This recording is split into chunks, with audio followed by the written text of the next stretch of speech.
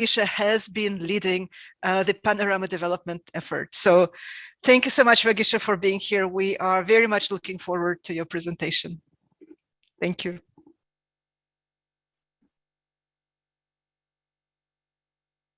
And can you see my screen? We can see it and we can hear you. Okay, perfect. I can also hear myself. All right, so let's get started. So thank you, Olga, for the kind introduction. Actually, I think I'm going to switch to my computer audio because I'm.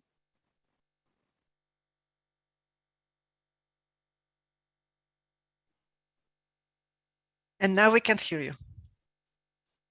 You are on mute again. Let me. Okay. Okay, now it's good. Yes. Okay, sounds good.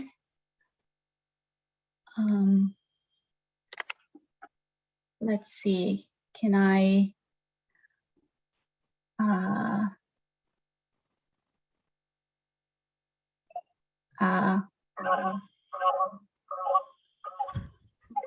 Sorry. Yeah, there's some feedback. You probably need to turn off the sound also on one of the computers that you use.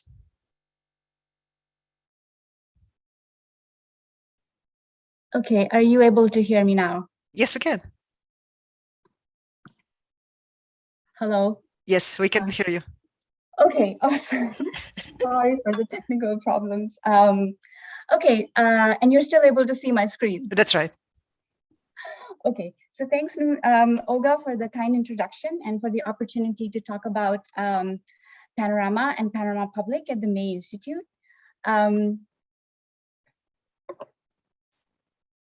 So I will start with a brief introduction to Panorama, what it is and how you can use it. And then Panorama Public, which is the repository.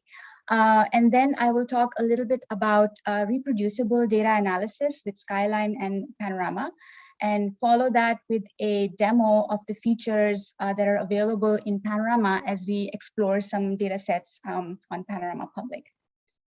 So you've already heard a little bit about Panorama from Brendan. And in fact, you used it with Skyline Batch to download some files from Panorama Public. So in a nutshell, Panorama is a repository to store and organize data that's processed with Skyline. Within the Skyline ecosystem, you can think of it as a web-based complement to Skyline that you can use to manage all the Skyline documents that are being generated in your lab. It has a relational database backend. So when you put a document onto Panorama, then everything in that document gets parsed and stored into database tables. And you can view that data with various visualization options within a web browser, and also search the data that's been uploaded. So this has been a joint development effort with a company called LabKey. They have a biomedical data management platform called LabKey Server, which has support for a vast array of data types and experiment types. And we added Panorama as a module within LabKey Server to support results in Skyline documents. So Panorama was first released in 2012. It's web server software, so you can have in-house installations, and several pharma companies have chosen that route. They have their own Panorama servers, but we also have a server that we maintain at the University of Washington called Panorama Web. And for most labs, this is the easiest route to get started with using Panorama. On this server, you can get a free full-featured project for your lab. And as a project owner, you will have full control within your project. So you get to decide how to organize the data within your project. You also decide how to set up permissions within that project, and also user management. So you can create accounts for new users in your lab. And Panorama Web went live in 2013. And at the moment, it hosts projects for over 500 labs from all over the world. So I just want to make this distinction. Panorama is installable data management software for Skyline documents. You have to work with LabKey and your IT if you want to set it up locally. But for, unless there is a compelling reason for you to have your own server, because most labs don't have the resources, to set up their own server and maintain it. So a great option is, Panorama Web. You can think of it as Panorama in the cloud, and you can leave all the management to us and get a free project on this server. Okay, so Panorama Public is a repository for published data analyzed with Skyline. And a prerequisite for putting data on Panorama Public is that you first upload it to your own project on Panorama Web, and then you can submit an entire folder to Panorama Public. And when you submit that folder, we make a copy of it to Panorama Public. Your data can initially be private while your manuscript is undergoing review, and we'll provide you with a reviewer account. And then authors and submitters have read-only access to the copy on Panorama Public.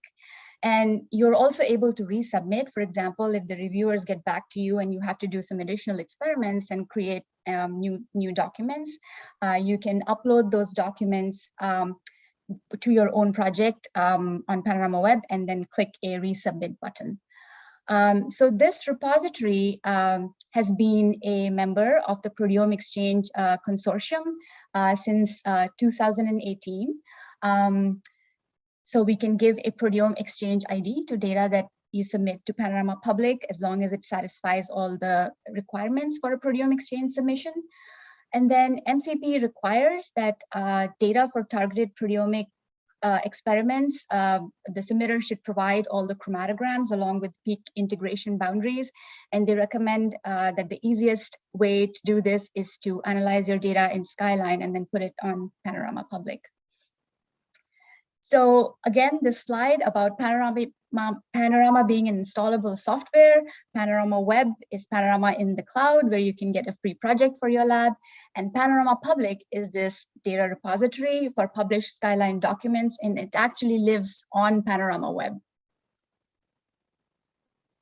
Okay, so now a little bit about reproducible data analysis with Skyline and Panorama.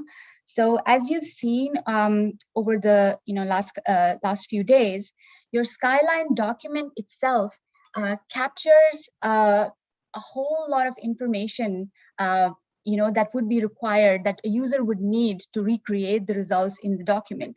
So the document contains information about the background proteome, if one was used, the digestion settings that you use.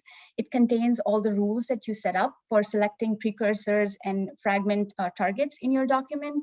It has all the modification settings, the post-translational modifications, any isotope modifications that you used. And very importantly, it has all the parameters that you set up to extract chromatograms from your raw data.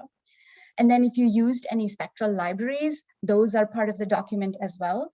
And sample file metadata. So you can capture a lot of information using annotations in Skyline, which you probably already seen in the last few days. So things like, what's the condition, the biological replicate, the technical replicate, the fraction. And this kind of goes back to what Yasit was talking about with SDRF.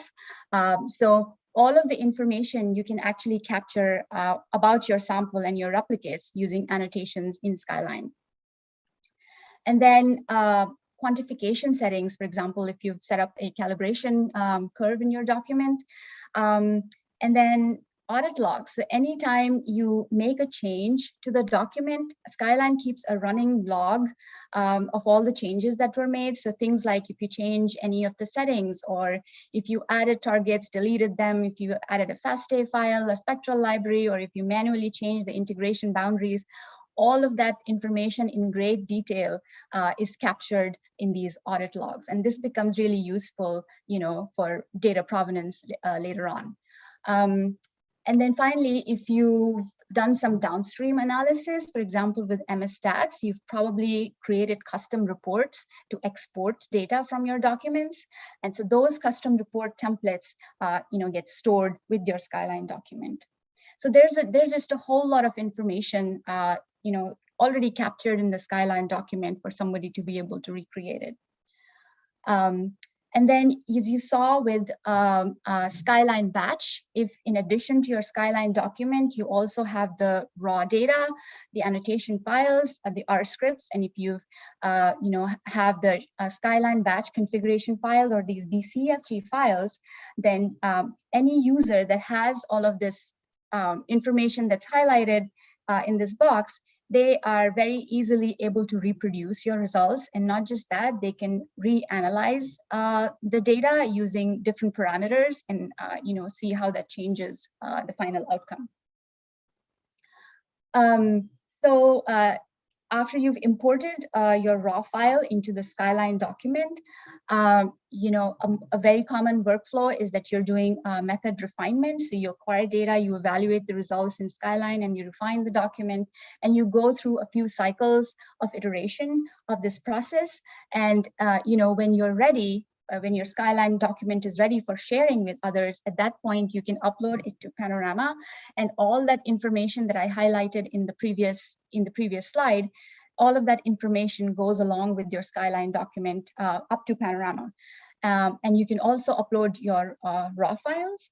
And then once all of this information is in Panorama, then any user looking at your data in Panorama will be able to get a whole lot of information about what's in those documents by all the plots and charts and the other tabular information that's available all within a web browser. So they don't even have to, try and open your document in Skyline. There's a whole lot of information that they can get just within a web browser. But you can also download the original, the Skyline document in the original form. So if somebody wants to do like an in-depth review of the document in Skyline, then they're able to do that and open it in Skyline, and also do reanalysis of the data if they like. So a little bit more about what's available in Panorama. So as I mentioned earlier, when you upload a Skyline document to Panorama, all the information that's contained in the documents is stored into database tables, and you can explore that information in a web browser. So over the left here, this table is showing you the list of targets that were in this document that we're looking at. And then you can also see the chromatograms for the targets in that document. And over to the right, there's also this summary chart showing the peak areas for a particular peptide across all the replicates. And then within whatever information that you've uploaded, you're also able to search it, for example, by protein, peptide, or the modifications used. And then within Panorama, we provide links for people to be able to download the original document, and then that can be opened in Skyline. And this becomes useful, for example, if you want to use the document as a template for further research, or if somebody wants to try and reproduce your results, or try and do some reanalysis. So a little bit about data organization in Panorama. There's a lot of flexibility in how you can organize data. So when you have a project on Panorama Web, for example, within that project, you can create folders for, let's say, all the collaborations that your lab has at the moment. You can create a folder for all the research projects that your lab is working on. You can create folders for every user in the lab, and each user can also then create subfolders for all the for any projects that they're working on. So there's a lot of flexibility, and this is a hierarchical folder structure, which is very easy and intuitive for users to become familiar with. And then permissions are a big part of Panorama and LabKey Server. Every single folder that you create, you can set up permissions on that folder. You can make that folder completely public if you like. You can keep it private and share it with a select group of collaborators. You can make some users give them just read-only permissions. Others can have an editor role. So, they're able to upload and delete Skyline documents, and you can even make users administrators. So they're able to change the permissions on that folder. So Panorama enables a few different usage modes. The first one is the experimental data folder. And this is like, and this is the one that we'll be looking at in the demo. So this is like a place, like an archive of your Skyline documents that you can share with others. It has a lot of views that are familiar with Skyline, to Skyline users for exploring the data in various kinds of plots. You can search in these folders by proteins, peptides, etc. It also offers the ability to do version tracking on Skyline documents. So, for example, if you're doing method refinement and you want to sort of capture at each stage what your Skyline document look like. So you can upload that document to Panorama, and Skyline associates a unique identifier with each document. So when Panorama sees multiple documents with the same identifier, it's going to link them in a version chain, and you will be able to see that in Panorama, and also create notes, sort of tag the different versions. For example, say, oh, this is the first version, or if you made some changes in the next one, oh, added some additional peptides and things like that. And then calibration curves. So if your document had calibration curves, then you can view those in the experimental data folders. And also the audit logs, you can see everything that's happened in the document in all its gory details, even on Panorama. You can see it in Skyline, but you can also see it in Panorama. Okay, so with that, I will switch to my browser. And this is the landing page of Panorama Web. There are a few things that I want to highlight here. So the first one is this link at the top here in this dark blue border to sign up for a project on Panorama. So if your lab is doing a lot of research with Skyline and you want to use Panorama, then this is where you request a project on Panorama Web. There's also this link for Panorama Partners. So if you're interested in setting up your own LabKey server, then have a look at this, and you'll have to get in touch with LabKey to set up your own instance of a Panorama server. Right now, I'm not logged in, so this is what anybody would see when they come to the Panorama Web landing page.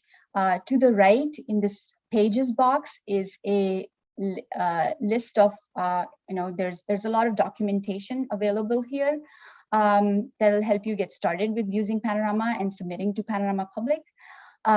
We have 3 tutorials. The first one helps you get started with just basic usage of Panorama, and we have a tutorial for submitting supplementary data to Panorama Public. There are also some webinars. The last one is the most recent one that happened last year, and I'll mention it later when I'm talking about the other folder types.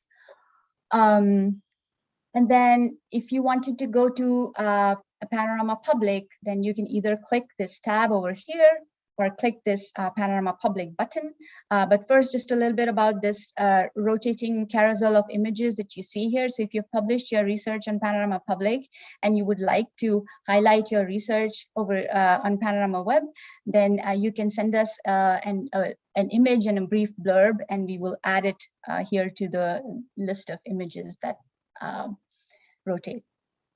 So I'm going to go to Panorama Public.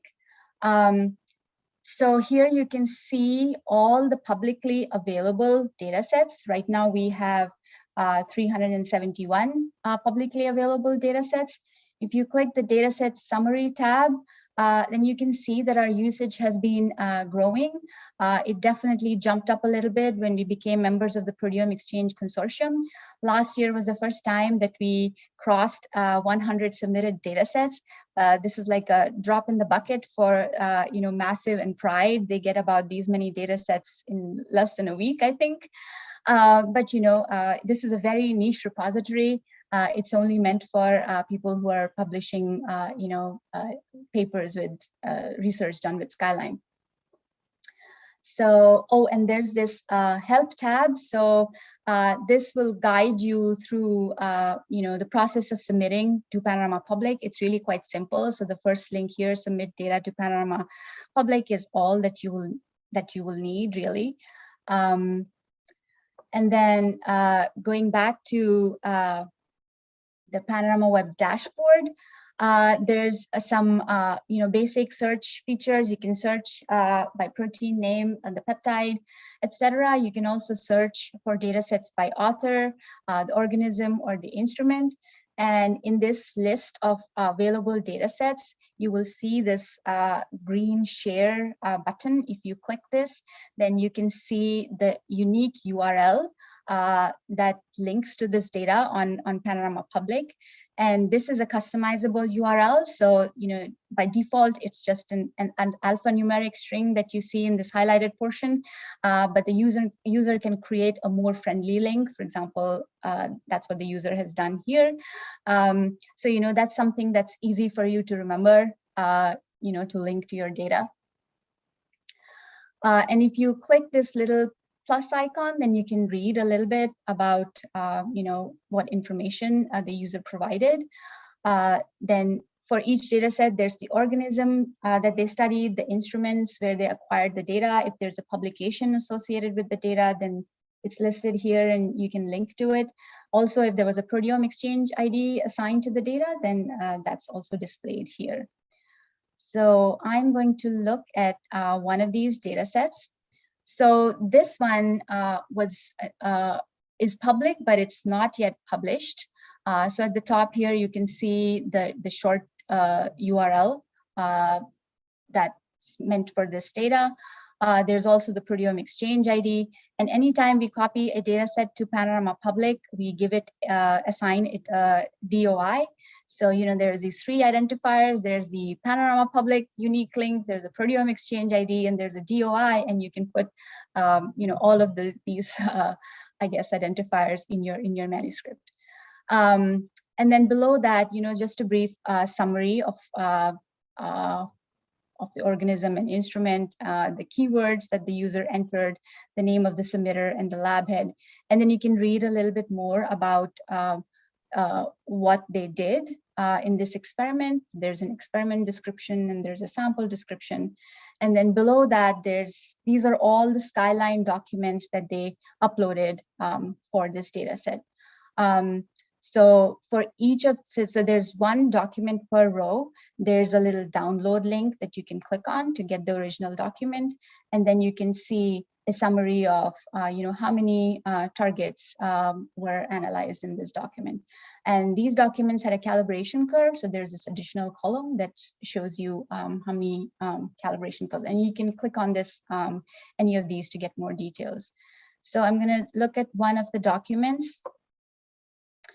So this is the document details page where, again, I have this download link, and there's this 3 horizontal bars icon, and this is the link to view the audit log. So you can click this and, see every little detail of what was done while the submitter was working on this document. And then below that is just a summary of how many proteins, peptides, precursor, and transitions there were in this document. And then it also tells you which version of Skyline was used to create this document. And then below that, in this table, there's a, this table has 1 row per protein. So there were 8 proteins. So this is showing you all of the 8 rows. And under each protein in a nested table are all the peptides and precursors that are measured for this protein. And you can click on one of these and get more details. So there's a little bit of a summary about this peptide and also the precursors that were measured. And then below that, you can see all the chromatograms. So I'm going to switch to 1 per row. So now I'm seeing 1 chromatograms from 1 replicate per row. So the first column here is the total precursor ion chromatogram. So there should be 2 peaks here, one for the heavy and light, and these are followed by the fragment ion chromatograms. So here, there's hardly any signal for the heavy precursor. So as I start to scroll down, I can see that the signal is coming up, and towards the end, we have a pretty good signal for the heavy precursor.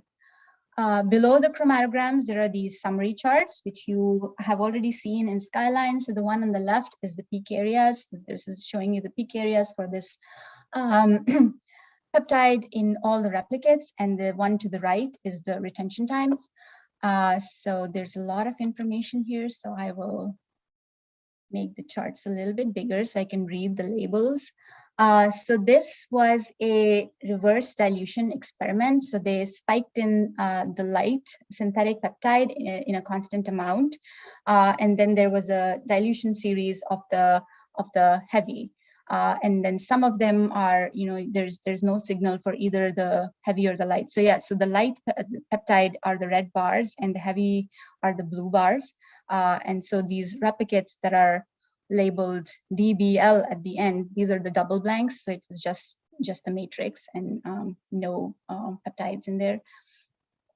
So one thing you will notice is that if you wanted to, let's say, change the order in which the replicates were displayed, you are, as of now, unable to do that in Panorama. But if you really wanted to see what that looked like, then you can go all the way to the top of the page and download this file. So if you click this download link, you have two options. You can either download the full Skyline file, and this will be a .sky.zip file, or you can download a little pointer, and this is a skip file that Skyline recognizes this extension, and all this file contains is the path to the document on a server.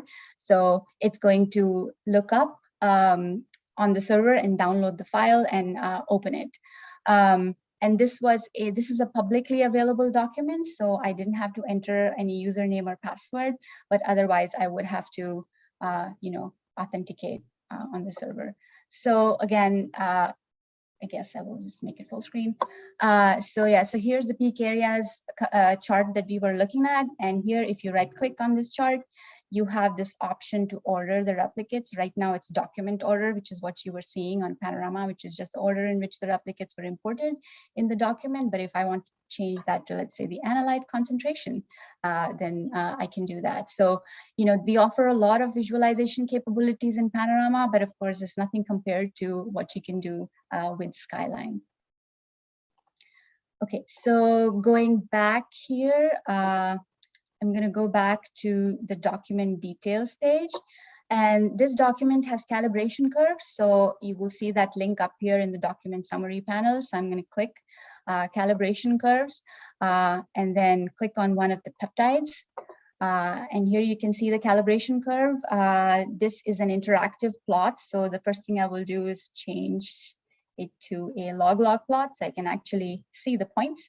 You can click the points to see what replicate that corresponds to here in this legend over here. And then you can also see what the calculated concentration was for the analyte in this replicate. And below that are these figures of merit. So the lower limit of detection and the limits of quantitation. So I'll go back to the landing page of this data. Oh, and I also want to point out that anytime there's raw data available, there's a raw data tab over in the right top corner. So you can see what the raw data is. You can download it. You can select individual files, or select entire folders and download everything. You also have the option of mapping this folder as a network drive if you are on a PC. Or you can use a client like WinSCP or CyberDuck to access the data in this folder. And below here are the details for what you would need to connect to this folder with those clients. So I will go back to looking at all the data sets. And then I'm going to try and search for a data set by author this time.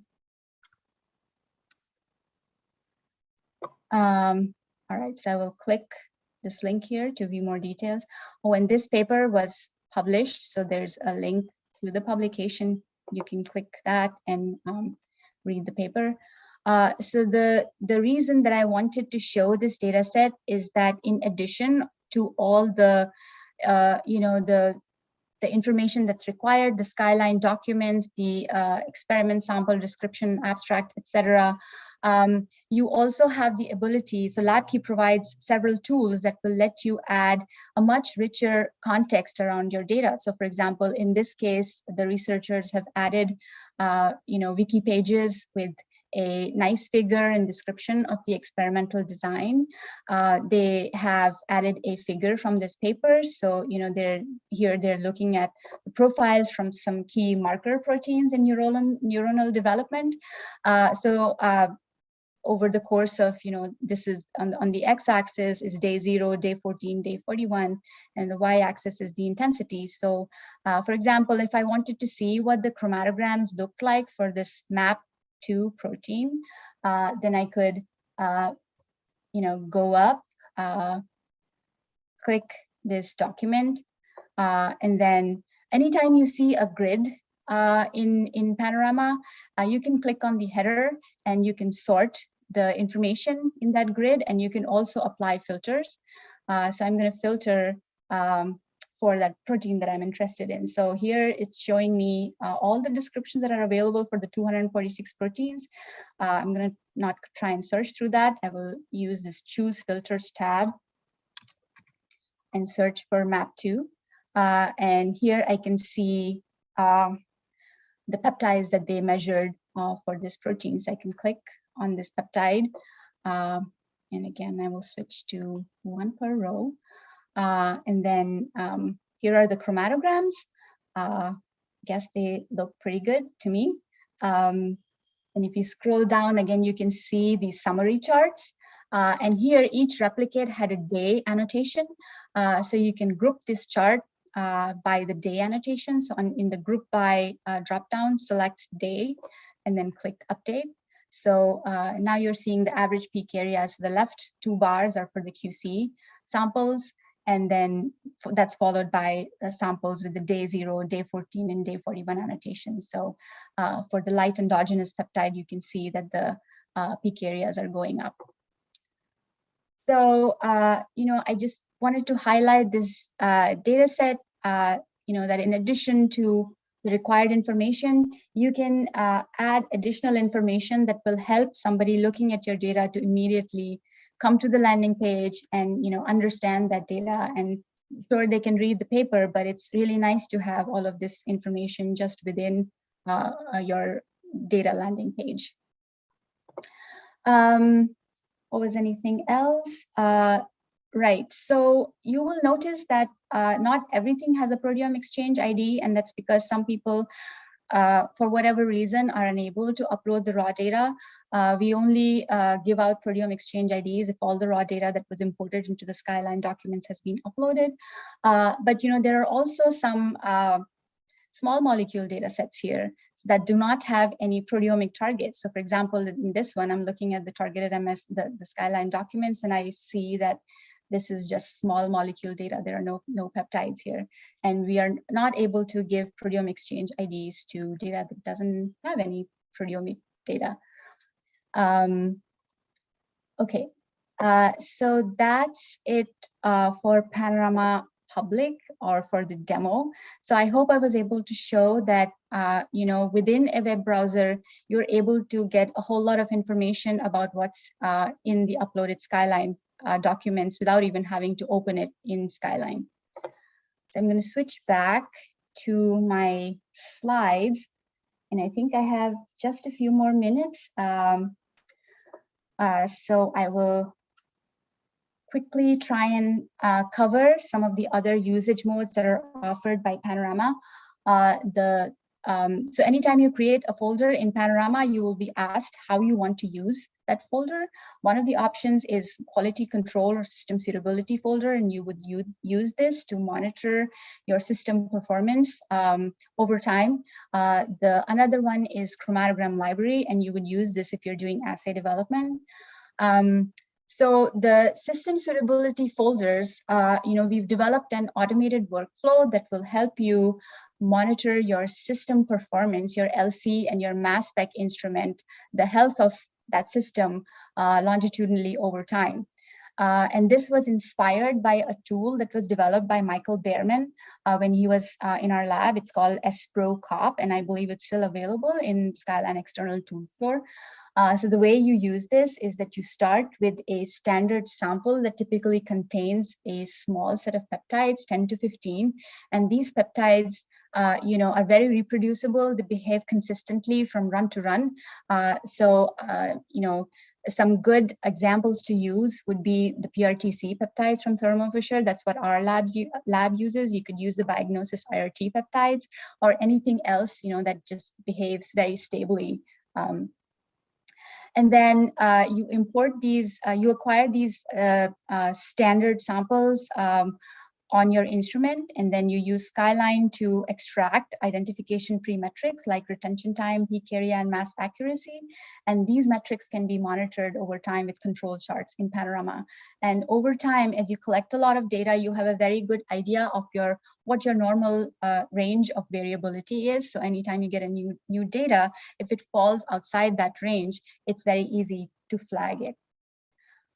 So this is what the workflow looks like. We've called it the AutoQC pipeline. So even before you start collecting your real samples, you first run your QC standards on the mass spec, and then you run them every few of your sample runs. And every lab has a different protocol for how often you do that.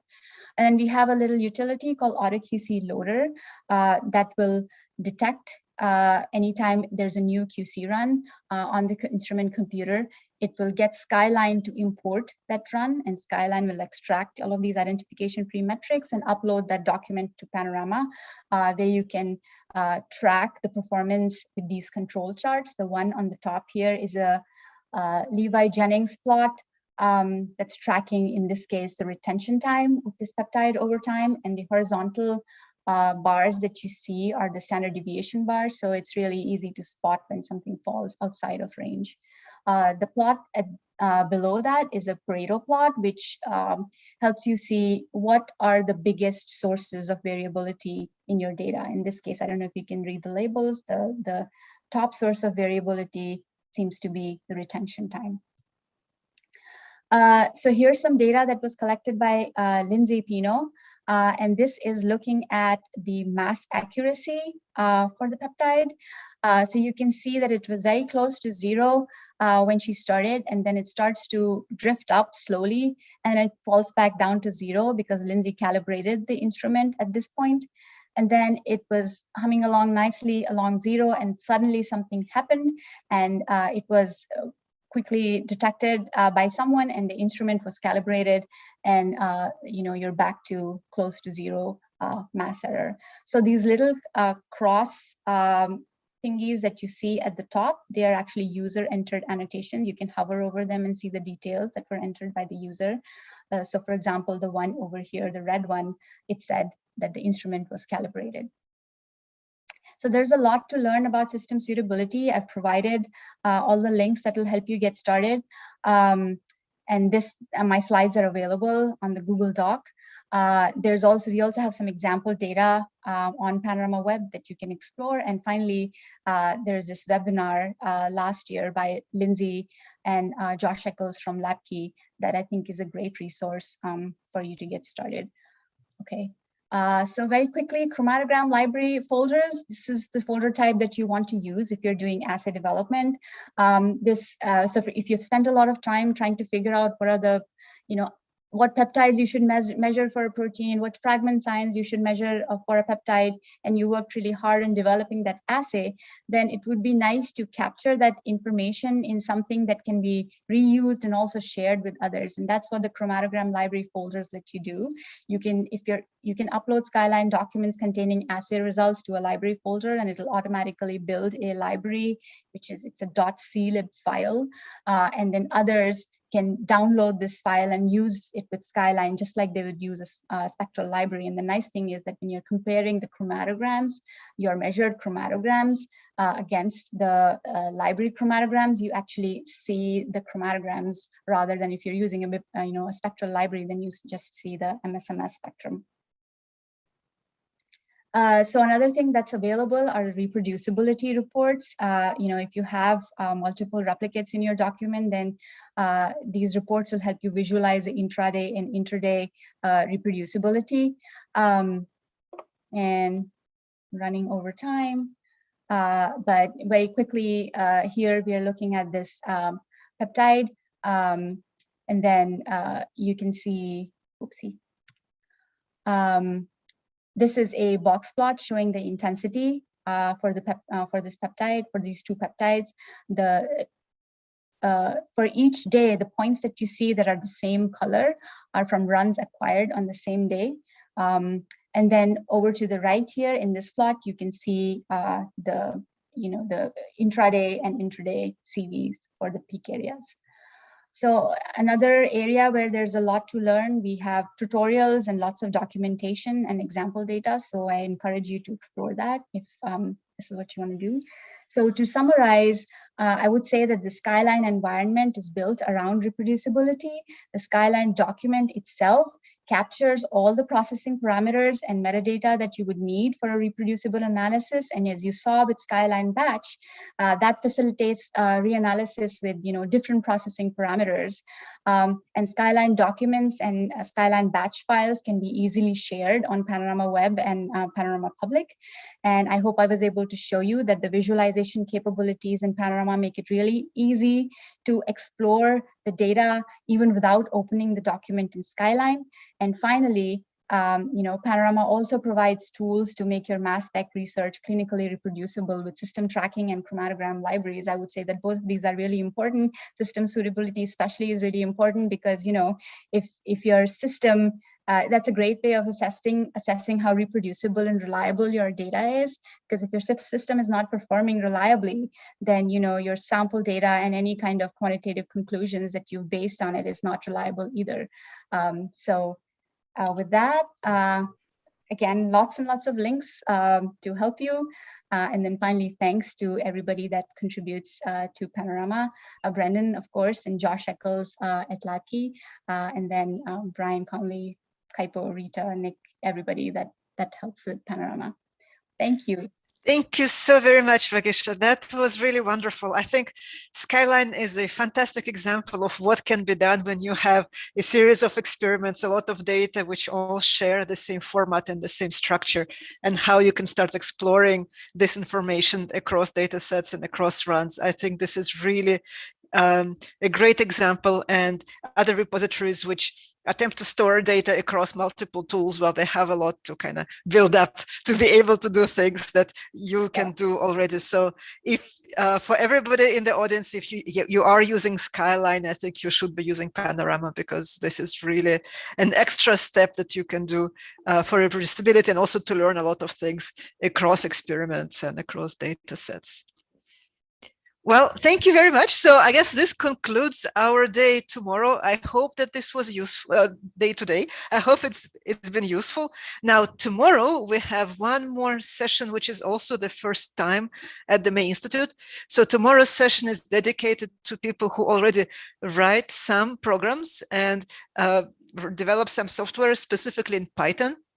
And we will talk about good software development practice in Python. So this will be not teaching Python, it will be more about the ecosystem and infrastructure around Python, which helps us do reproducible software development and reproducible method development and research.